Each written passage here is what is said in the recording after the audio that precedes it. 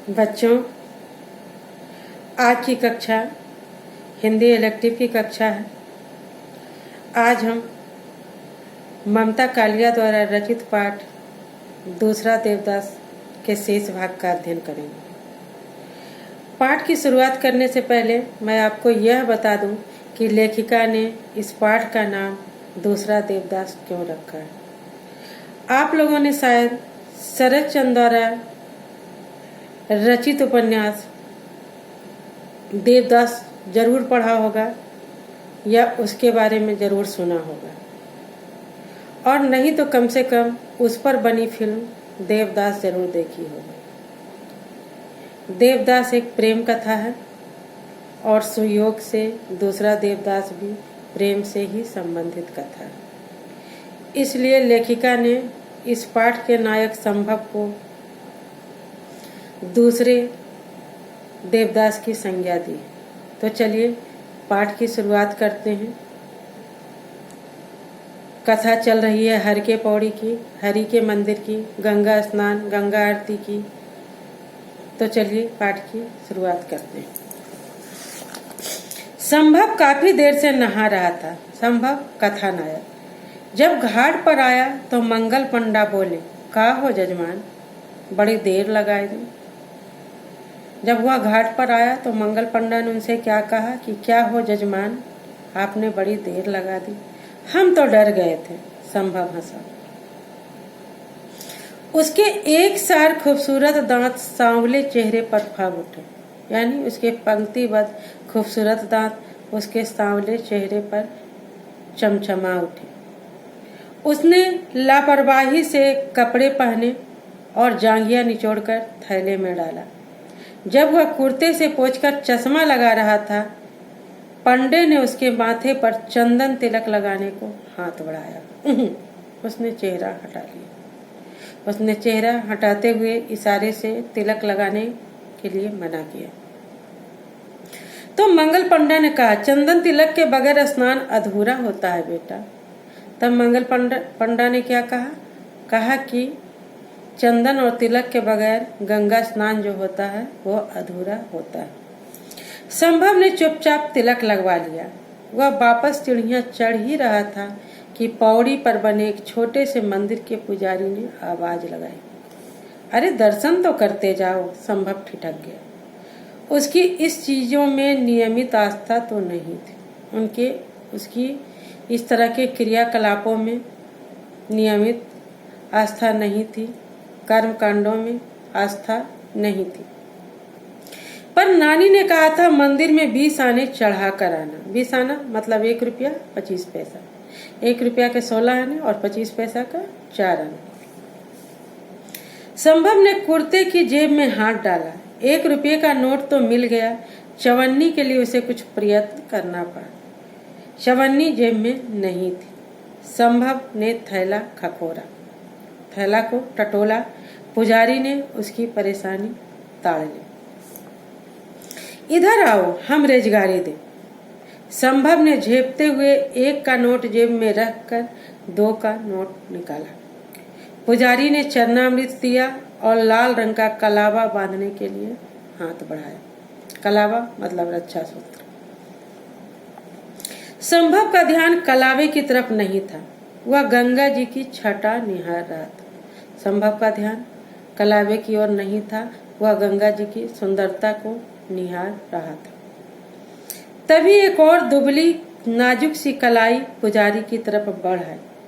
पुजारी ने उस पर कलावा बांध दिया। एक दुबली नाजुक सी कलाई पुजारी की तरफ बढ़ी और पुजारी ने उस पर वह सूत्र बांध दिया।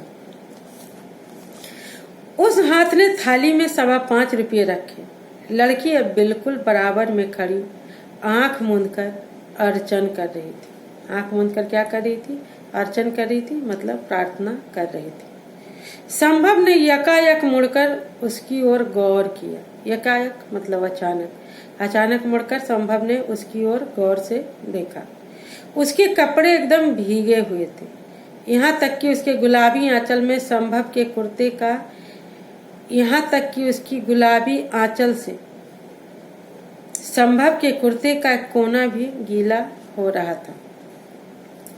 लड़की के लंबे गीले बाल पीठ पर काले चमकीले शॉल की तरह लग रहे थे। दीपकों के नीम उजाले में, यानी धुंधले उजाले में, आकाश और जल की सांवली संधि बेला में, संधि बेला मतलब मिलन की बेला, लड़की बेहद सौम्य, लगभग कांस्य प्रतिमा लग रही थी। कांस्य प्रतिमा मतलब कांसे की प्रतिमा, कांसे की जो धातु होती है उसकी मूर्ति।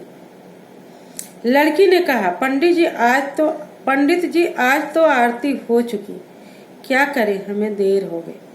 पुजारी ने उत्साह से कहा, इससे क्या, हम यहाँ कराए दे, क्या कराना है, संकल्प, कल्याण मंत्र, आरती, जो कहो। पुजारी ने उत्साह से कहा कि इसमें क्या है, आरती हो चुकी तो हो चुकी, हम फिर से करा देते हैं, क्या कराना है, संकल्प कराना है, कल्याण मंत्र, आरती, जो कहो। नहीं, हम कल आरती की बेला आएंगे, लड़की ने कहा। संभव इंतजार में खड़ा था। पुजारी उसे 75 पैसे लौटाए, लेकिन पुजारी भूल चुका था। जाने कैसे पुजारी ने लड़की के हम को युगल अर्थ में ले लिया। क्योंकि लड़की ने कहा था कि हम कल आरती की बेला आएंगे, इसलिए चूंकि उसने मैं की जगह हम का प्रयोग किया था, पुजारी ने इसे युगल अर्थ यानी जोड़े के अर्थ में ले लिया था। उसके मुंह से अनायास आशीष निकली, सुखी रहो, फूलो फलो, जब भी आओ साथ ही आना, गंगा मैया मनोरथ पूरी करे। गंगा मैया तुम्हारी मनोकामना पूर्ण करे, तुम्हारी इच्छा पूर्ण करे। लड़की और लड़का दोनों अकबक आ गए, यानी घबरा गए। लड़की छिटक कर दूर खड़ी हो गई। लड़के को तुरंत वहां से चल पड़ने की जल्दी हो गई। शायद उनकी चप्पलें एक ही रखवाले की यहाँ रखी हुई थी। टोकन देकर चप्पल लेते समय दोनों की निगाहें एक बार फिर टकराई। आंखों का चकाचौंध अभी मिटा नहीं था। संभव आगे बढ़कर कहना चाहता था, देखिए इसमें मेरी कोई गलती नहीं थी। पुजारी ने गलत अर्थ ले लिया। लड़की कहना चाहती थी, आपको इतना पास नहीं खड़ा होना चाहिए था। लड़की ने अपना होंठ दांतों में दबाकर छोड़ दिया। भूल तो उसी की थी, बाद में तो वही आई थी, इसलिए साथ में भी खड़ी वही हुई थी। मैं की जगह हम का प्रयोग भी उसने ही किया था।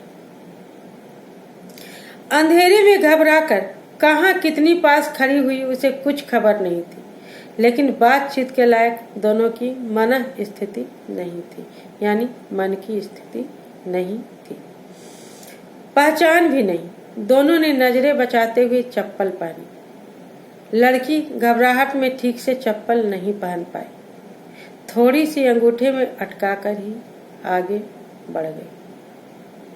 संभव ने आगे लपक कर देखना चाहा, लड़की किस तरफ गई। वह घाट की भीड़ को काटता हुआ सब्जी मंडी पहुंच गया। हर की पौड़ी और सब्जी मंडी के बीच अनेक घुमावदार गलियां थी। लड़का देख नहीं पाया कि लड़की कहाँ ओझल हो गई। नानी का घर करीब आ गया था, लेकिन लड़का घर नहीं गया। लड़का यानी संभव, वह वापस अनदेखी गलियों में चक्कर लगाता रहा। नानी का घर करीब था, फिर भी लड़का घर नहीं गया और वह वापस उन गलियों में चक्कर लगाता रहा जो उनकी देखी हुई नहीं थी, जानी हुई नहीं थी, पहचानी हुई नहीं थी। उसने चूड़ी की समस्त दुकानों पर नजर दौड़ाई। उसने चूड़ी की सभी दुकानों पर अपनी नजरें दौड़ाई।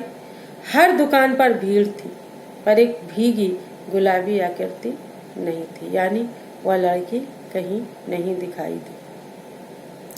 आखिर भटकते भटकते संभव हार गया। पस्त कदमों से वह घर की ओर मुड़ा। भटकते भटकते संभव हार गया। वह लड़की उसे नहीं मिली, इसलिए वह थके हुए पस्त कदमों से घर की ओर मुड़ा। पाठ की शेष भाग का अध्ययन हम इस वीडियो के अगले भाग में करेंगे।